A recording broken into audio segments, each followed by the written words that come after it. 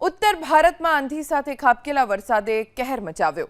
કાળઝાળ ગરમી વચ્ચે દિલ્હી, એનસીઆર, યુપી સહિત અનેક રાજ્યોમાં આંધી તોફાન સાથે મુશળધાર વરસાદ ખાબક્યો, જેના કારણે દિલ્હીમાં 4, ઉત્તર પ્રદેશમાં 4, છત્તીસગઢમાં 2 સહિત કુલ 10 લોકોના મોત થઈ ગયા।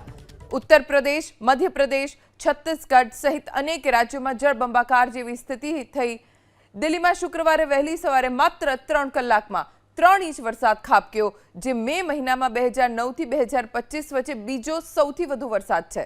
યુપીના ગોરખપુર, બસ્તી સહિત અનેક વિસ્તારોમાં વાવાઝોડા સાથે ખાબકેલા વરસાદથી ખેડૂતોનો પાક બરબાદ થઈ ગયો। હજુ પણ આ તમામ રાજ્યોમાં કરા સાથે વરસાદની ચેતવણી છે।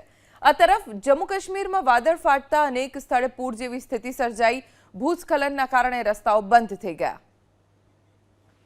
ઉત્તર ભારતમાં આંધી સાથે ખાબકેલા વરસાદે કહેર મચાવ્યો। કાળઝાળ ગરમી વચ્ચે દિલ્હી, એનસીઆર, યુપી સહિત અનેક રાજ્યોમાં આંધી તોફાન સાથે મુશળધાર વરસાદ ખાબક્યો,